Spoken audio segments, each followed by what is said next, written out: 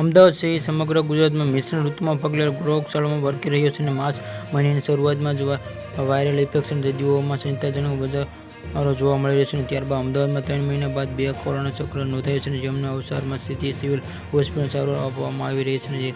છેલ્લા 1 મહિના ગુજરાતમાં એનએફએલમાં વાયરસ એટલે કે સ્વાઇન ફ્લૂના 180 કેસ નોંધાયા છે, જ્યારે 9 દર્દીઓ મોતને ભેટી છે. અમદાવાદ ખાનગી કોલેજમાં માંડીને તે એશિયાની સૌથી મોટી સ્થિતિ સિવિલ હોસ્પિટલમાં ઓપીડીમાં પણ વાયરસ ઇન્ફેક્શન સ્વાઇન ફ્લૂના દર્દીઓ ઉભરાઈ રહ્યા છે. આથી સિવિલ હોસ્પિટલમાં સ્વાઇન ફ્લૂના 2 કોવિડ પોઝિટિવ પુરુષોના આ બીજી 75 વર્ષની મહિલાનો કોવિડ રિપોર્ટ પોઝિટિવ આવ્યા છે અને હાલમાં બંને દર્દીઓને ઓક્સિજન પર રાખવામાં આવે છે. આવી રીતે સોલા સિવિલ હોસ્પિટલમાં અઠવાડિયામાં 10,000થી વધુ દર્દીઓ દાખલ સારવાર આપવામાં આવી છે અને 1573 જેટલા કેસ નોંધાયા છે. સોલા સિવિલ હોસ્પિટલમાં ગત સપ્તાહમાં આ રિપોર્ટ પોઝિટિવ નથી. છેલ્લા સપ્તાહમાં અમદાવાદમાં ગરમીના કારણે પાણી રોગચાળામાં 14 કેસ નોંધાયા છે. 73 કેસ ડેન્ગ્યુના પોઝિટિવ અને મેલેરિયા 205 અને ચિકનગુનિયા 7 સક્રિય દર્દીઓના નમૂના લેવામાં આવ્યા છે. Subscribe my channel.